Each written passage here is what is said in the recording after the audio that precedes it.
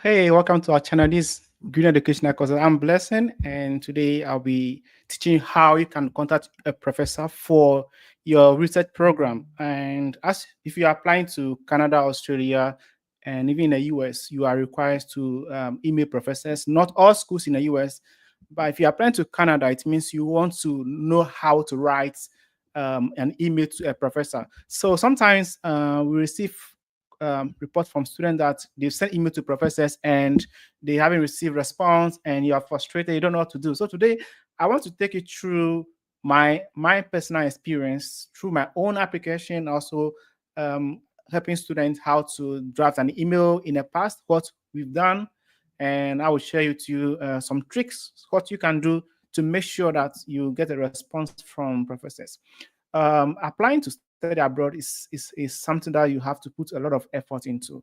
It's not something you just wake up from bed and just start applying and get admission. No, it comes with a lot of experience and also what you are doing. So if you are here today, you are going to learn a lot. If this is your first time, we will be hosting weekly um, talks on how to apply to study abroad.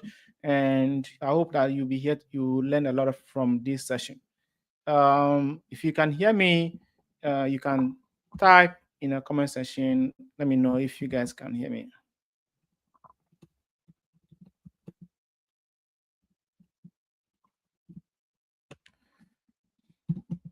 Let me know if the sound is clear, because last time some people complained that they couldn't hear me. So let me know if you can hear me. Can you just please type in the comment section, yes, I can hear you, so that I will know that I'm audible to everyone. Yeah, so let me begin by saying that if you're applying to a PD program, it's not all schools that requires you to send an email, and some of the schools are flexible to tell you it's not necessary to reach out to a professor before applying, but if you want to establish some kind of connection with the professor, you need to send some code email, as we call it code, because you don't know the person you are sending me. That's your first time of connecting with a person. So you want to introduce yourself and also establish some kind of credibility before reaching out to the professor. So a lot of students made mistakes in okay, great. Thank you so much. Thank you. Yeah, I just want to be sure that my viewers are able to hear me clearly. All right. So today's session is to teach you how you can send code emails to professors. All right. Applying to the US, applying to Canada, applying to Australia, UK, and other countries, you are requested to send an email to a professor asking for funding support. The reason being is that if you're in a STEM program like the sciences and some of the political science and some programs, the funding comes from the professor's research. Okay, so it's the professor that wins some funding from the government, and through that funding that they are going to use to pay your fees, your tuition, and living allowance. So the professor will have to identify which students he or she is going to work with. That's why the school requires you to establish connection. The next thing is they want to know whether your research area matches with that professor or not. Okay, so it is through that emailing that you have to tell the professor what you can do, what you want to study, why their school, and what program. I mean, so the first stage, if you miss it, the professor will not respond to you. So I have some 5 bullet points I'll be sharing today. But before that, let me just tell you what most students do wrong and they don't get response. So one of the things students do is they they don't address the professor well. Okay, in the US we call professors by their first name. But if you are going to send an email, you don't have to mention his name. You don't want to say Brian or John. So you want to show some kind of respect. Okay. Maybe you don't know whether it's a man or a woman. Sometimes they don't put their photo there. So that is fine. You can address them by professor or doctor. Okay. Doctor is anyone who have done PhD is called a doctor. So if you call them doctor or professor, there's nothing wrong with that. Okay. So you can give due respect by using the title. That's the first thing. You don't want to say dear John, dear or hello. You don't have to, you have to show respect. So the first one. Then the next thing is your subject. You have to be clear with your subject. I'll be talking about that, but I just want to tell you what most students do wrongly. If your your subject of your email is not attracting, if it's not catching the subject matter of what you want to discuss, the professor will ignore your email. Okay. The next thing is the timing. At what time are you sending an email? Right now in the US, right now it is 3:14 p.m. It depends on where you are. If you are in New York, if you are in Michigan, if you are in Florida, our time is right now 3:14. That is Ghana is 4 hours ahead of the US. If you're in Nigeria, you are 5 hours ahead. And if you're in Kenya, probably 6 or something like that. So you have to know when to send an email to your professor. Okay, let's assume that you are sending an email to professor at this time, which is good. Okay, so but if you want to send an email to maybe in the morning time in Ghana, let's say 6 o'clock, that will be here like 2. Okay, so if you are doing that, the professor might be sleeping. So when maybe you wake up from bed, he can decide to open the mailbox. So he or she can read your email, but when you go to work, he can forget to respond to you. So you have to know when to send an email to them. You have to calculate your time very well. Okay, those are some of the mistakes students make. Also, some of the students don't attach their transcript to their emails. Okay, so we'll be talking about that. If you are here, if you have ever sent an email to a professor before and you haven't gotten a response, you can put in the chat box. You can write your comments. Let me know what you've written, and also why did I can able to help you with some tricks how you can send an email to a professor. We know some of you cannot afford our services. Some of you cannot pay. So we want to have this session just to educate you, so that if you don't have money to afford a service of any consultant, you can be able to do your own application by using our free information we share here on this platform. On this platform, we want to be source of information to students. Your last hope when nobody is going to scam you, take your money and run away. On this platform, we want to be genuine with you, show you the right way, what you should do, what program you should apply for, what funding you should apply for, and which country you want to go based on your interests. If your interest is to stay in a country for some time, or you want to just go to the US or Canada, and after school you return to your country, all those things count. So on this platform, we share a lot, we share programs, we share resources that you need to apply, so that no one will take advantage of you and scam you, take your money and run away. On this platform, that is not said here. We try to be genuine with students, teach you what you should do. So I'll be sharing with you some 5 points, and from there, you type in your questions. What do you mean to? What is bothering you, and anything about study abroad? I'll be glad to respond to you very professionally.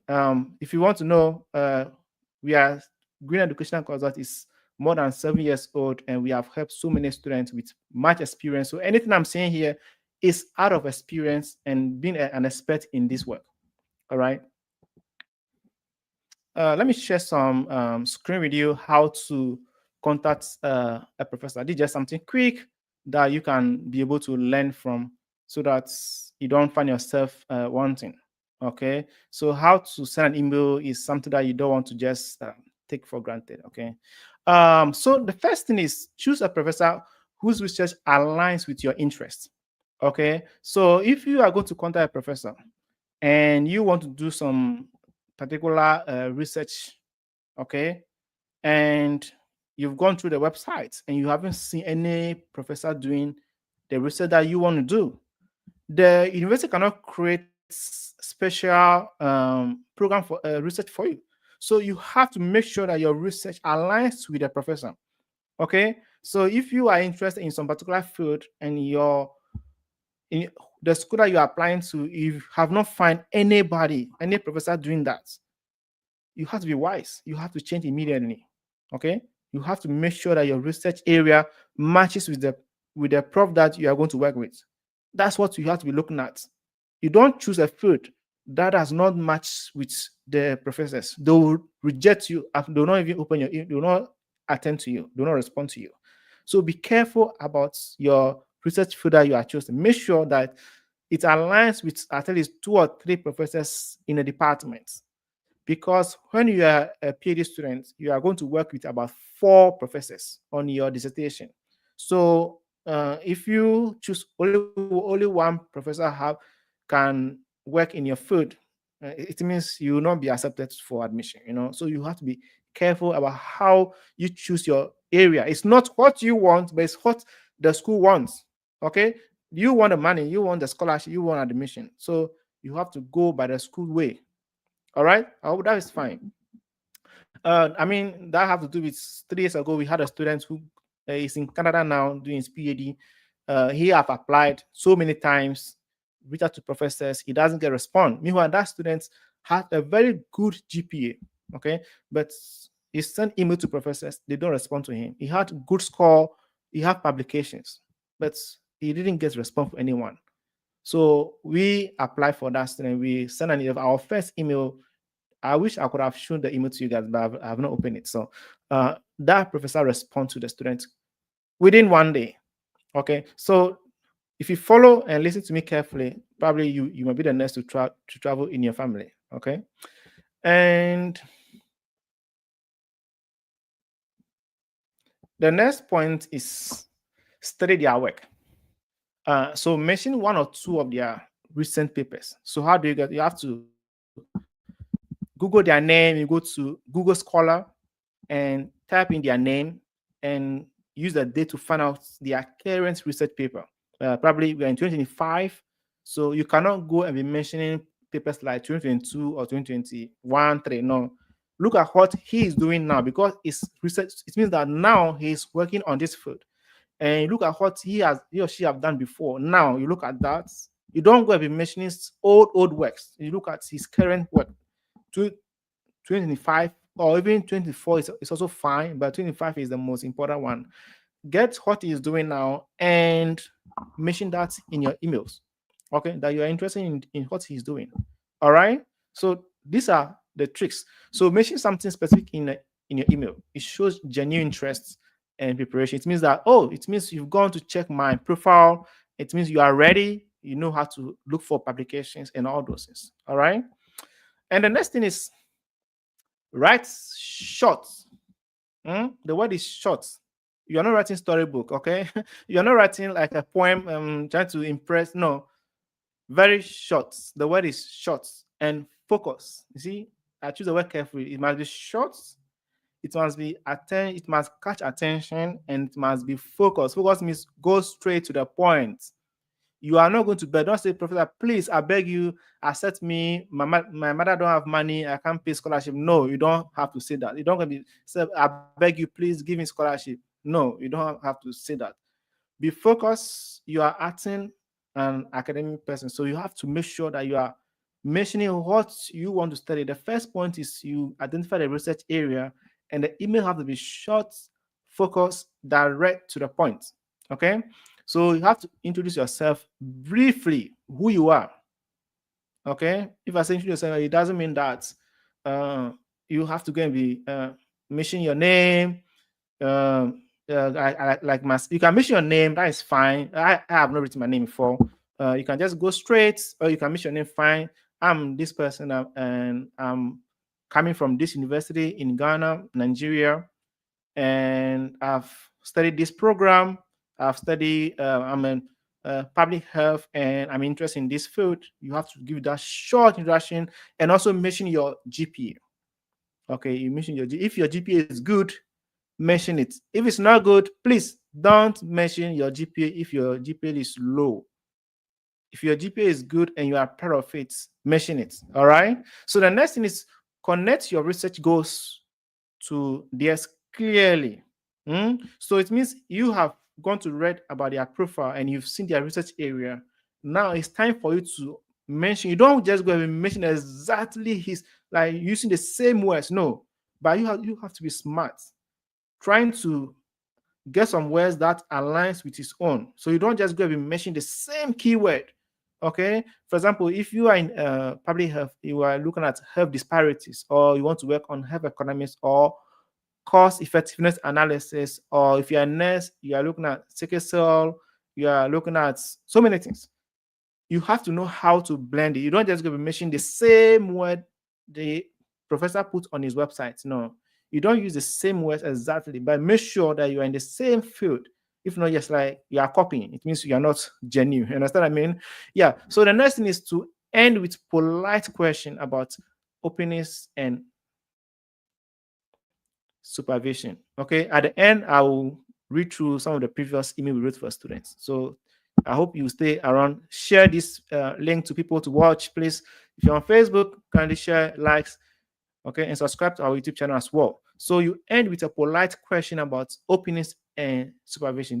This means that you are going to now ask that you're interested in working with him, and if he is currently accepting new students to work with. Okay, so you are not asking, and if it's possible, you would like to connect and to have discussion where you're able to tell him more about yourself and what you do and all those things. Okay, so if he's ready, if he's having opening, he will tell, yes, thank you for the email. I believe this is what they say. Thank you for the email, and I can see that your research area matches with mine. And are you available on this day for discussion? Sharp. That's a good news. You are one step getting closer to getting a full scholarship to travel. And I'm sure that day your night will be sweet. It means you eat very well and be happy that you are going to speak with a professor. Okay. I remember when I emailed professor that we are going to talk. I emailed on Friday and Monday. I emailed on Thursday, Friday, respond. Quickly, Monday, we connected. He gave me days for me to choose. I choose the quick one, So we connected right on the spot. He accepted me for funding. All right. So I got Canada and I got US. Okay. So you have to know when I choose US. Okay. I want to be here. So you have to know when to send an email, how to draft it to catch their attention. That's the most important thing. All right. Yeah. And the next thing is you have to attach your CV. Now, the CV is another thing that you have to look at. Your CV have to be strong. If I say strong, it means that you have to be strong. Okay. That professor is receiving emails from different students. So to catch attention, if your CV have to be at least 2 pages CV is fine. Don't go and get like 3 pages. Okay. I mean, you're not applying for to become a minister or MP where you have long CV. No, you are a student. Okay.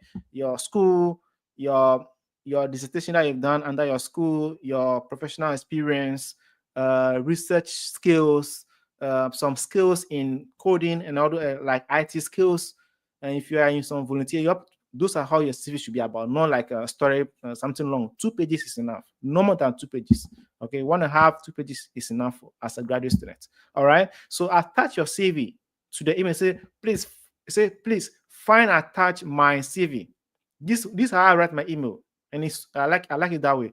Please find attach my CV for your perusal or for your study or for your attention. But I use perusal, so that's what I use. Okay, so please find attach my CV, my transcripts for your perusal. In my CV, I've listed my previous publications. If you have, okay, just give attention. Quickly, you will look at your email.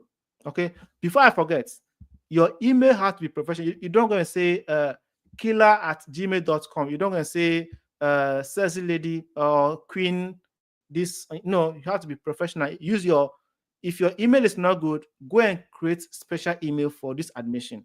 If you are okay, let me use this. If you are wisdom, what is it? Is it bossy? Something like that.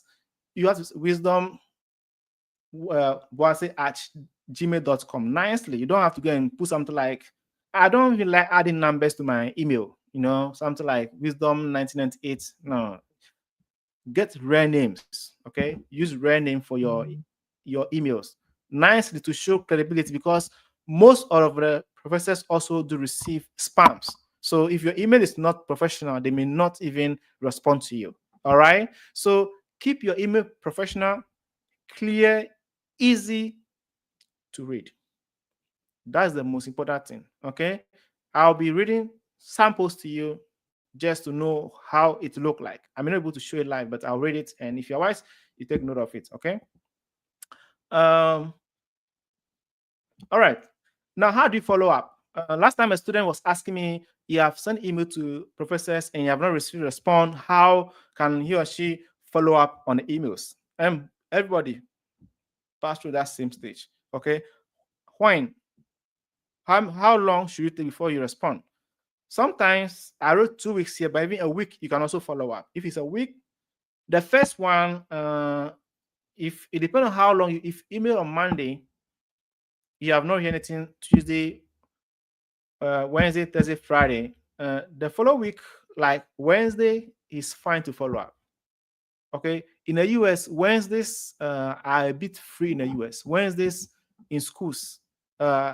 I have been to my 2 schools. So Wednesdays in the US are mostly free. So choose your days carefully. What I'm sharing with you is expensive advice I'm giving to you. So choose your days carefully. Wednesdays are always free time in the US on the calendar. So at that time, that most of them go for research presentations and all those. So they don't go to class. Not all professors go to class on Wednesdays. Most Wednesdays are a bit free. Not all free, but it's a bit relaxed because it's like presentation and Fridays. So you have to choose your dates carefully when to email. So if you email on Monday, Wednesday, the following way, you can follow up. I think that is fair. Okay, you can follow up. If you don't respond, which is not too good, which is not too good, if because they've seen the email, he have seen it. So if he doesn't respond by Wednesday the following week, probably wait again after 1 week time or 2 weeks time and then and send. If he's not responding, maybe it means he might not be willing to take you. Okay. So or some of them, they are extremely busy. They are busy genuinely. Some of them travel, some of them go for presentations, some conferences and all those. So some also don't open their emails. That's another thing. Those who are in top position, those who are highly ranked professors, they have so many things. Some of them are into administration. Some of them also are HOD, head of department and all those things. So they are busy. So you don't give up. After 2 weeks, you can follow up again, maybe for the third time, and wait and see what will happen. All right. Now, before sending any email, ensure your CV and SOP are funding ready. Okay. And preparedness attract funding. So it means when you even write your SOP, you know what you want.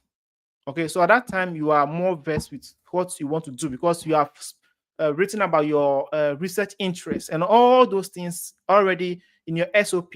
So when you are caught out in, you feel prepared. All right, so that's why you have to be doing it. If you follow this page, I'm giving you genuine advice, genuine counseling, which people may charge you for consultation. So if you follow this page and you listen carefully, you are going to get admission and then come and share your testimony to this page. So share this page, share this link to your friends. And if you are benefiting from this page so far, share to your friends and let them also know what's happening. Okay. So that you all can get admission and come to the US, go to Canada, go to Australia, and also become a champion in your family. Okay. Let this year be your year. Use this year to apply. Next year, I can assure you, if you follow everything I'm telling you, you are going to be in the US, okay, or you are going to be in a country you want to go to. All right, all right. Yeah. So feel free to share this page, and if you have questions, if you have something bothering you, comment. I'll respond. Any questions on study abroad, you can ask, and I'll be able to answer all questions to you. Now, let me share with you.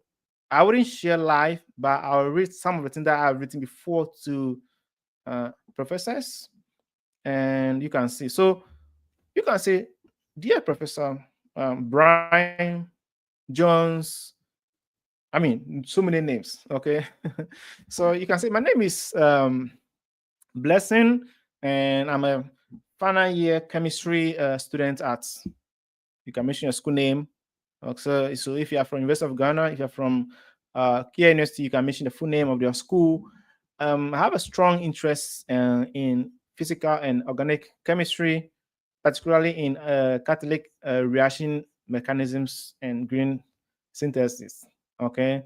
I recently read your paper titled this and this and this, published in this journal.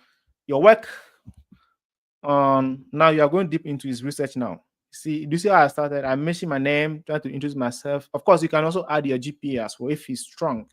If your GPA is not too strong, please don't add it. You are disgracing yourself. It means that he may even, that will end everything. So, this student is not good. So don't add your GPA if you know it is not strong. All right. Now, so your work on sustainable reaction pathway aligns closely with my undergraduate or graduate research. So what I do right now, what you are doing is on my slide, I said you should connect his work to your own. So you have mentioned his work and you are going to connect yours to his or her. That's how you do it. The emails have to be connecting. You see, that's one of the mistakes a lot of you are making. You're not getting a response from your professors. Okay. What am I? Let me see. So your work on this aligns closely with my undergrad or graduate research, where I examine so and so. Okay, I'm very interested in a possibility of pursuing graduate research under your supervision. Oh, these are good emails. You see, these are good emails. I'm very interested in possibility of pursuing graduate research under your supervision and contributing to your ongoing projects in so and so. Okay, I will appreciate if you could let me know whether you are currently accepting new graduate students for the upcoming academic year. These are very experienced email that we have written for our students, So I'm sharing this with you. I couldn't share it live, but if you are listening, you have learned something new from this. So please find attach my CV. If you have any other documents relevant, you can add it, but CV and transcript is enough. If your GPA is not good, then adding a CV also is enough. Okay. Of course, I know your GPA is fine. So thank you very much for your consideration. I look forward to something like this. All right. If you have some questions, feel free to drop them on the comment section and I will address your needs. And also share this link to your friends. Let them know that there's a page called Green Educational Consult where we try to be professional, do our best to be professional and be genuine with students, share information that they need for their application to study in abroad. All right. So this is how you put together a very good letter, how do you call it, an email to a professor. When you have this, you are definitely, I'm very confident that you are going to hear from a professor. Email is not something you have to be write too long just to get attention. Be brief, get something authentic to show that you are interested in this program. Okay, they want to know whether you are just trying to come and run away. We have students from some country who, once they get admission, they come to the US. They get admission, they come, and they run away.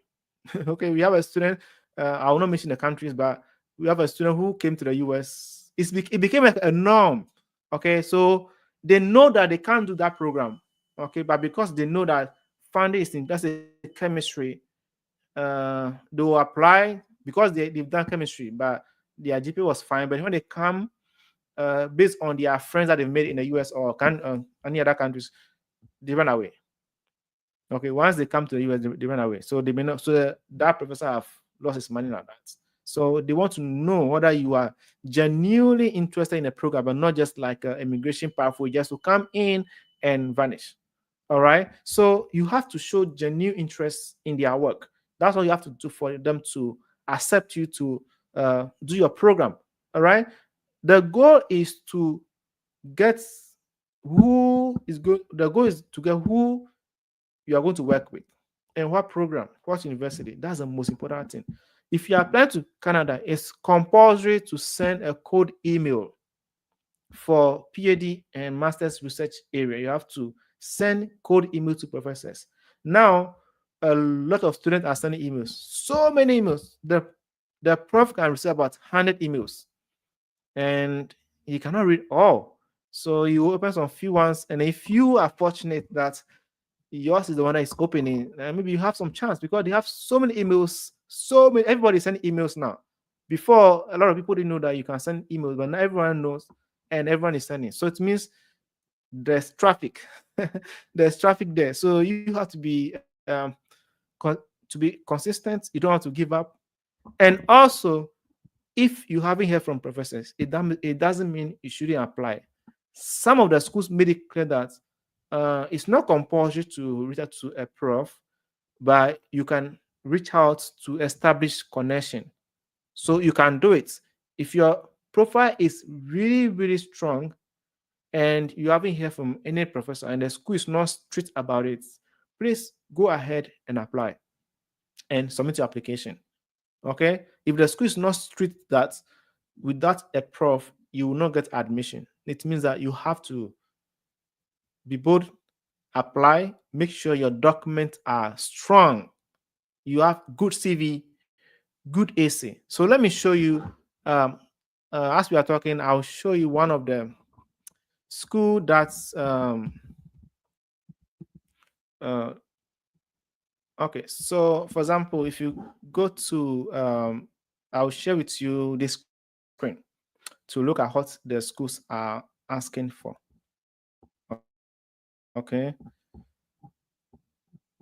Hmm.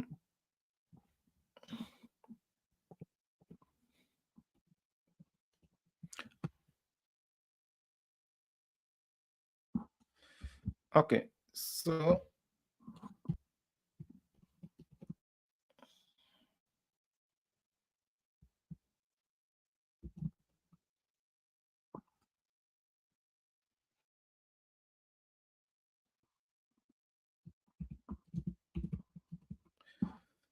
um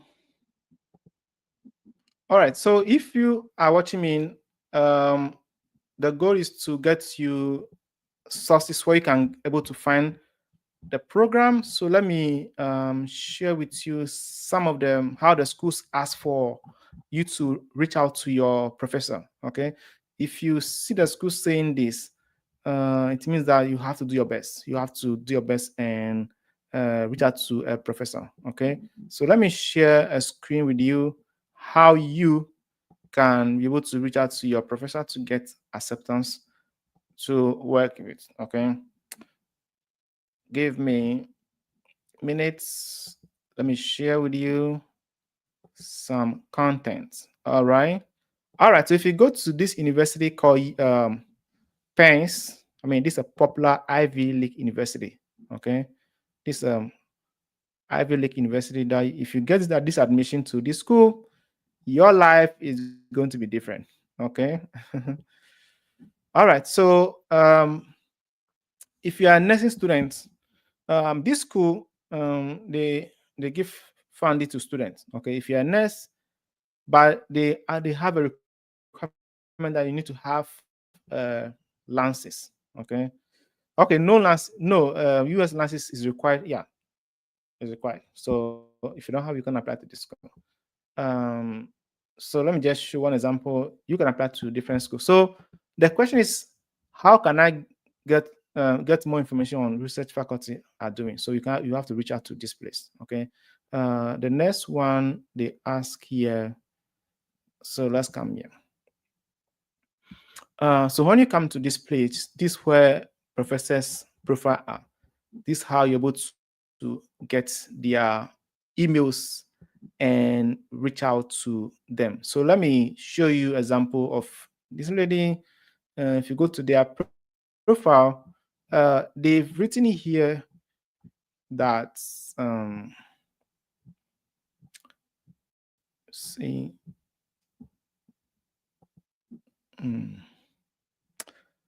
let me show you that yesterday. Okay, so this person, it means that she's accepting PhD students. Okay, so if you have seen this on his profile, it means you can send an email to this professor. Okay, so if you're a nursing student, you want to do nursing, you check the profile of this professor, and if it's who you think your area fits, you can send an email to this professor and also look at the research that she's doing, and if it aligns with yours, and you can able to do that. Okay, so in the US we have clinical professors and we have research professors. So if a professor is clinical, it means that he or she is not doing research work. He's teaching alone. Okay. So you have to know the difference between research professor and also clinical professors. So clinical, they do only teaching. It means that they are not into research again. Okay. So you have to be careful about how you reach out to them. And also some of them may not have, they don't teach again. So sorry, they don't do research where they are just teaching. So you have to know the difference between clinical professors and also research professors. All right. So let me again show you another one where the school actually has that issue contact professors.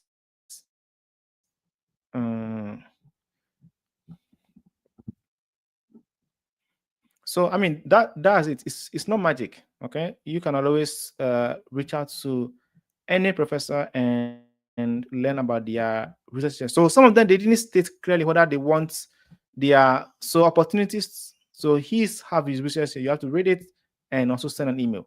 And also when sending emails, you don't have to send email to professors in the same department like 5 people at once. No, that's a mistake. Don't do that. Okay. Don't send email to professors department like 4 or 5 people. Okay. Send to 2 or 3. Okay. For the first time or 2. And wait and see what will happen. Okay. So don't rush and send email to professors at once because they do communicate among themselves. Okay. So they say, oh, there's a student that contacted me. The student have this research field. Do you think you can work with this student? Then they say, oh yeah, he contacted me too. Oh, he contacted me too. No, this student is desperate. It means you are not genuine. Okay. So you have to be careful about how you send an email because they communicate.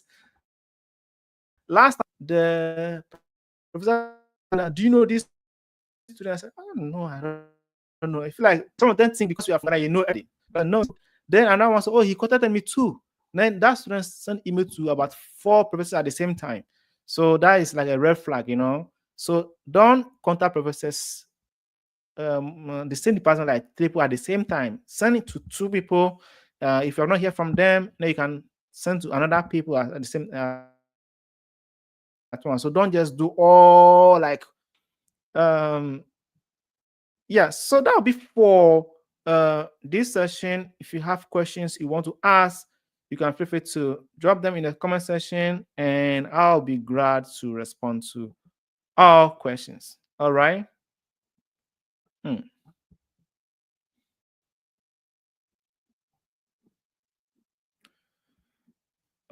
Samson, I think last time you were saying that you reach out to professors and they didn't respond. If you have questions, I can see you are watching Samson and Osman. Thank you for joining, and Wisdom. So if you have some questions you want to ask about sending code email to professors, you can be bold and come out and say it so that we address it. If you have anything that is bothering you on the whole journey, you can be able to send an email. And also be careful about how you send it as well. Your content, if the first email is not good, and if you use AI, they may not check, but I mean, AI have some words that they use that the professor can know that you use AI. So I mean, this is just a short email, so 150 words. So you should be able to sit down, draft the email, sit down, edit it, edit it, edit it. Don't be rushing send the email. Make sure that you read through, no mistake, no grammatical error, no typo. Make sure that everything is right before you send that email to the professor. Okay. Don't be in hurry to just shoot the email without checking very well that is correct or not. Okay. Now, as bonus, let me just re-echo this again for those of you who are here and those of you who will come to watch this video. My advice to students every day is that be careful of the program that you're applying to. Not all programs can get you funding. So if you apply to a program that the school have not stated there's funding, you must be prepared. If you know that you want to study but your program cannot get funding, then I would say you can choose Canada, because Canada, their fees are not too high.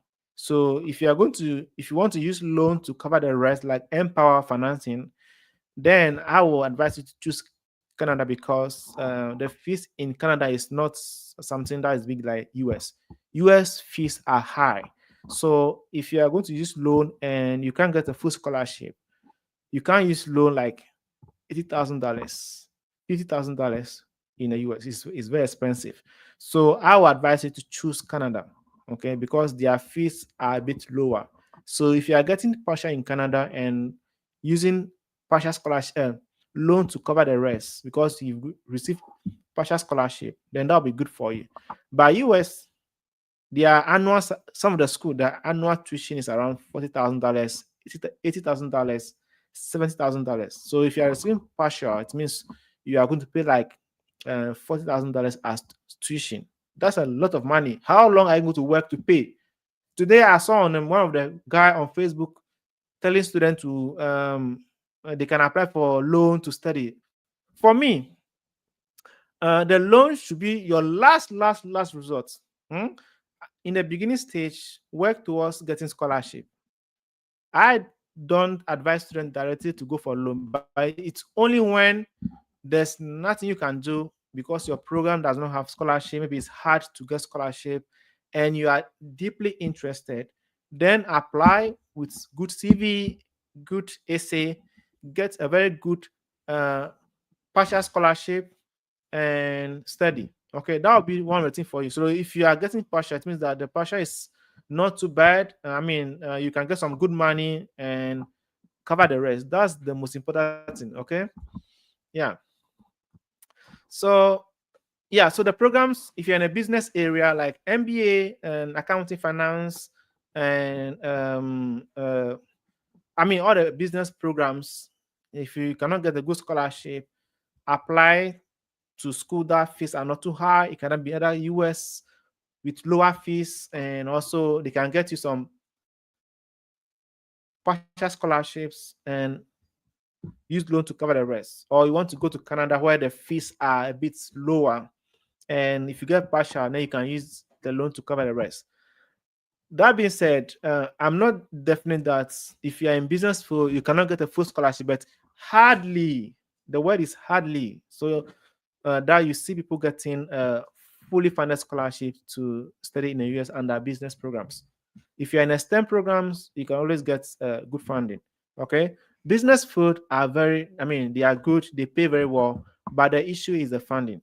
Okay, if you're in accounting, you can't be able to get full scholarship to study. Okay, sometimes it's difficult. So the best thing is write GRE. If you are GRE, you might get good one. Okay, you must get a good one, or you can go and do PhD. So if you have undergrad program in business food, sit and write GRE. If you know that you can't get funding, you can suspend this year for now because it's almost late for GRE. Write GRE and go and do PhD with your undergrad. If you're in marketing, today somebody contacted me on marketing. So if you are listening to me, you can write GRE. Okay, if you don't, if you are deeply interested in studying, write GRE and apply for a PhD program in the US. Okay, you can move from your undergrad to PhD. That's the secret. Okay, you don't need masters to do PhD in the US. You can use your bachelor to do PhD. PhD comes with full scholarship.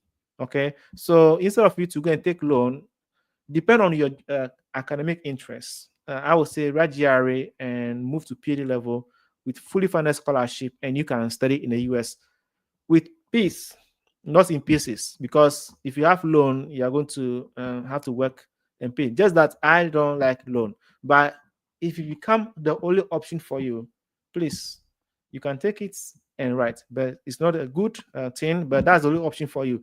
The loan also has some one advantage because when you apply to the US, you need a bank statement for your F1 visa. Okay, so if you have the loan can also help you to meet the requirements of bank statements. Okay, so most students uses the loan as bank statements. Sometimes people don't need the loan, but because they cannot get bank statement for their visas, people also going for it. You know, that's smartness, right? So people also use the loan to just attend a visa and later on cancel it. So one of our students, okay, he was lucky. He got admission with partial, and before school resumed, the school contacted him and awarded full scholarship. That's one. Some of this happen sometimes. So sometimes be bold, apply. Even if there's no full scholarship, make sure you get a good document. Do research on the school that you want to apply to, and if the school have some kind of good funding, even if it's not full scholarship, apply with good documents. If you get partial, then you can get it and use the loan to cover the rest. All right, that's one of the things you can do. Okay, on this platform, we want to show you how you should apply, what program, which country, which university. That's the goal. Okay, don't apply to low universities.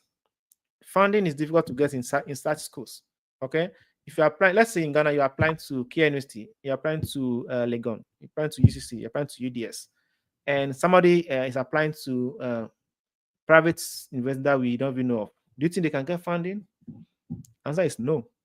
So, for example, I'm not trying to make any school high in Ghana. I'm saying if you apply to Legon, and let's say Legon usually get funding from the government, okay? So it means they can recruit more people. If you apply to Kwame Nkrumah, KNUST, because it's a top school, maybe they have funding from government, they can recruit more people with funding. But if you're applying to a low school that is private, they may not have funding from the government, so they cannot recruit students that can get funding. So you have to be careful about how you choose a whole school. A lot of students look at acceptance rates as requirements. So some of them type their school name to Google and they say, "Oh, this university have high acceptance rates," so they apply because they want to play safer. Hmm? If you're looking for funding, you don't go and target lower schools so that you can get funding. No, target the top rank universities. That's my advice to students. Don't be shy, don't be intimidated by the school ranking. The only thing you need is to make sure that you have good SOP, good CV, good reference letter. Make sure that you reach out to lecturers who can give you excellent. The word is excellent. Those who can write good things for you to give you reference. Once you get that, you can get admission. If your SOP and CV is not good, I hope you do something quickly. So before you go, we do have services that you can able to reach out our page and work on your CV and reach out to us and we will to assist you with your uh, CV so that you can be able to get admission because that's one of the key documents that can land you admission. If it's not well written, you can do you can apply to 10 schools, 20 schools, but if your essay and CV is not good, you are not going to get admission. There's no magic about that. You have to just take your time and get a good CV essay for yourself. Okay, if you can't get that, admission will be difficult to get. Okay. Okay,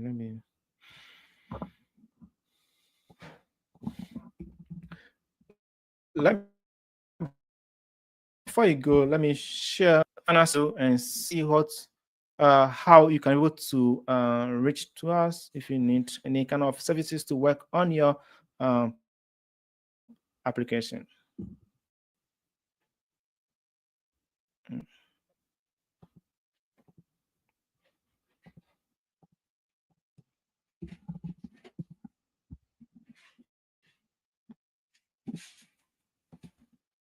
Mm.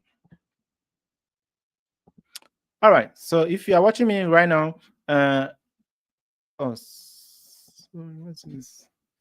No. Mhm.